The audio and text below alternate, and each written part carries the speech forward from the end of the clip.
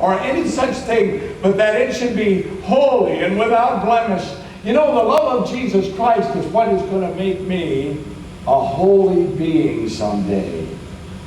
The love of Christ for me and his personal sacrifice for my sins is going to take a sinner and make him into a holy being that will forever give him praise and service.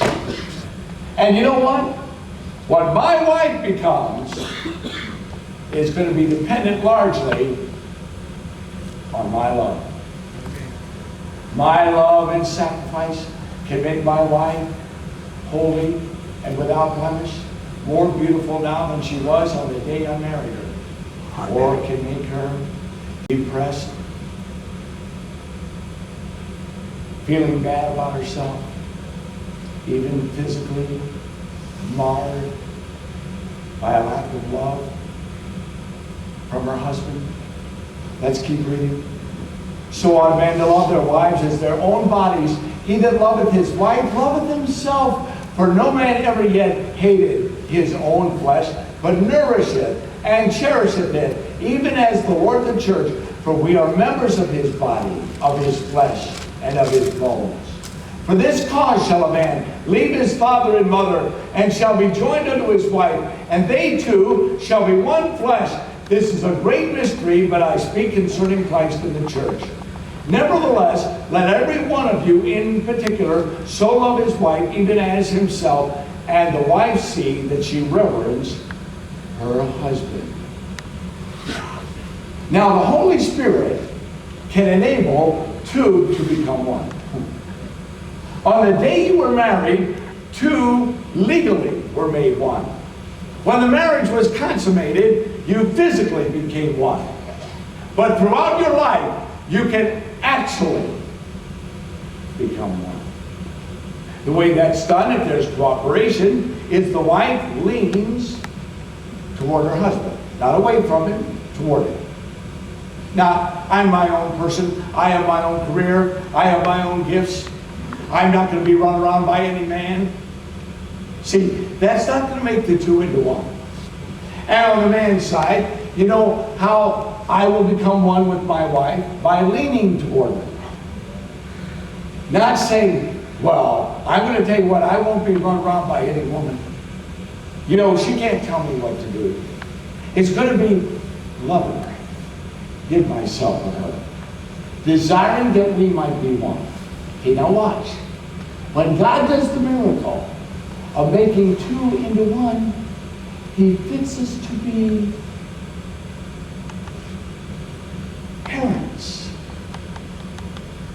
Children, obey your parents as a unit. Not, child, decide whether to obey mom or dad. You know, if dad says it, go to mom, she will change it. Or, you know, if mom says it, go to dad. You know how mom and dad, they don't get along. Maybe you'll get what you want.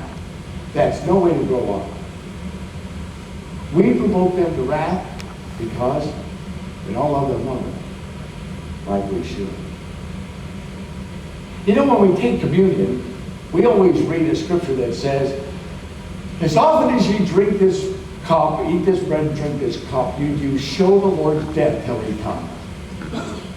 Did you know everybody needs to see Calvary? They need to see him up on the cross. Galatians, and these are graphic, amazing words at the end of chapter 2, the beginning of chapter 3, indicates that Jesus Christ can be crucified in the midst of people and they can behold him on Calvary. How? Through our Christian life. I'm not going to take the time to read it, but that's the place that says, I am crucified with Christ. Nevertheless I live, yet not I, but Christ liveth in me. The life that I now live in the flesh, I live by the faith of the Son of God who loved me and gave himself for me. And friends, people can see Christ crucified in your life. But one of the most practical ways this can be seen is at home.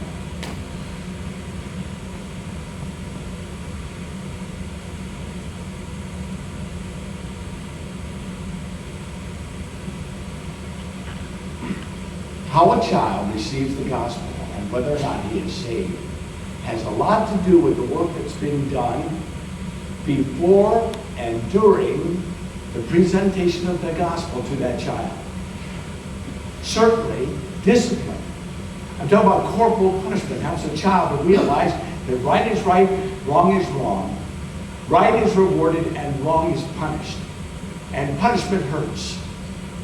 And a child who is properly disciplined and chastened by his loving father will be prepared to hear the gospel. But there's something else, then. When a little child is taught about the Son of God giving himself for us, those stories in Matthew, Mark, Luke, and John about him carrying the cross, about the man who was compelled to carry the cross for him, about what he said when he was laid on the cross and nailed to it, Father, forgive them, for they know not what they do. About his words and manner up there on the cross.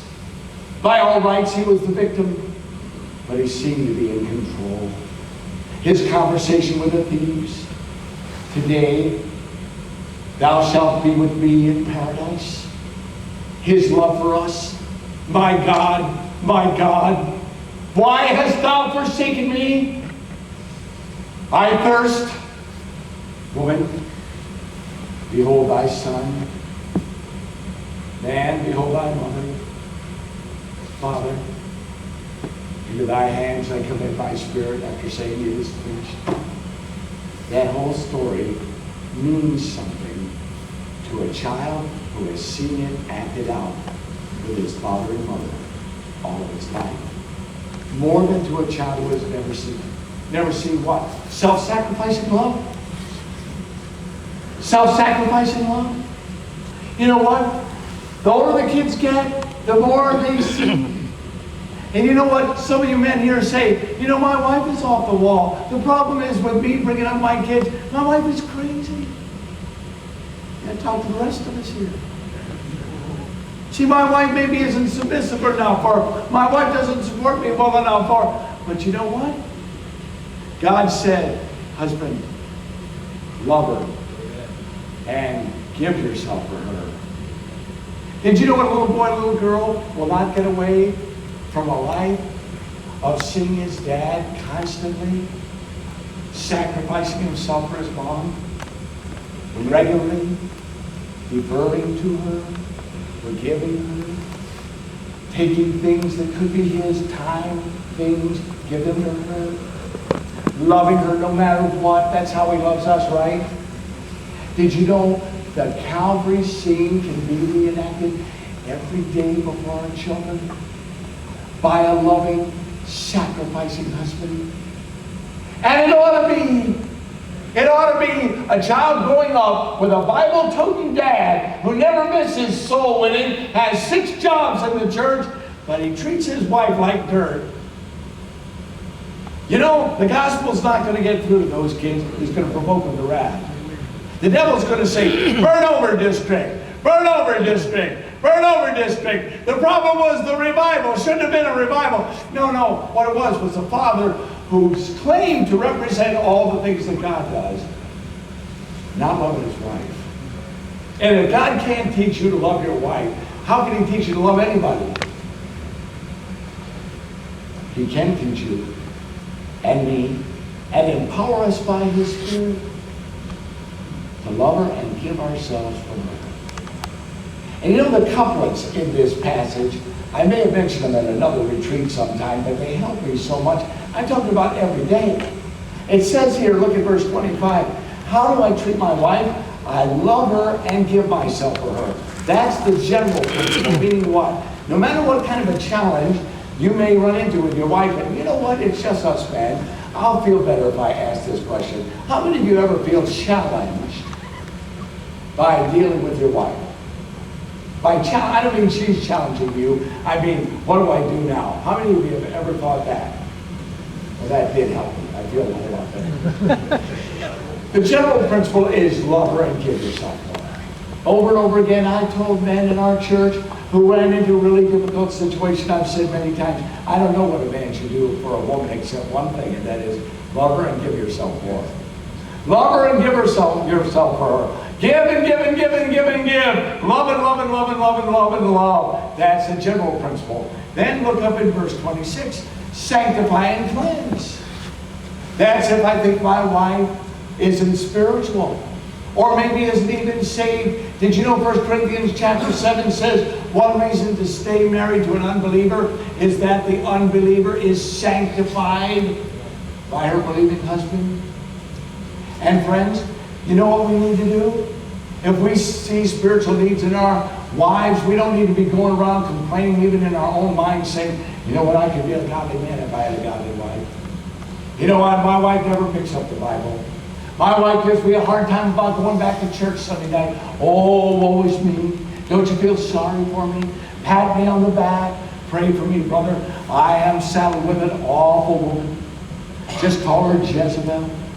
Instead of feeling sorry for yourself, sanctify and cleanse her with washing of water by the word. Love her and give yourself for her. There was a man I saw a number of years ago alone in the church. We happened to be alone. One of our members, I knew him and his wife quite well. And she came into the marriage quite interestingly. She was in love with him when he was unsaved. They were both went to the same high school. And actually she was carnal and a little bit of a rebellious teenager. Fell in love with him. Then you know what he did? He went off to college, Michigan State, and got saved. They already had the wedding date set.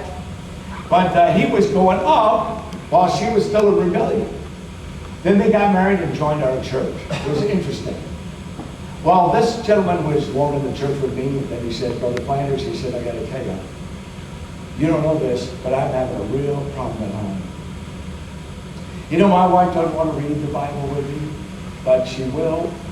My wife doesn't want to come to church, but she does. You know, my wife doesn't encourage me at all about my Christian life, and I want to tell you, Brother Flanders, more than anything else, I want to go all the way with Jesus Christ. And I'll pay any price to be a good Christian. I want to follow him and do his will. And then I stopped him and I called his first name and I said, I can almost guess what you're going to say next, but don't say it. He said, what do you mean? You were about to say something like, and you know what, Pastor? I'm going to follow Jesus Christ even if she leaves me. Even if she turns her back on me. Even if she goes out the door, I'm going to live for Jesus Christ with or without her. And I said, don't you dare say that. What you want to say is this. You want to say, I'm going to follow Jesus Christ no matter what it costs me, but I'd rather die than not have her follow me. Love and give, sanctify and cleanse.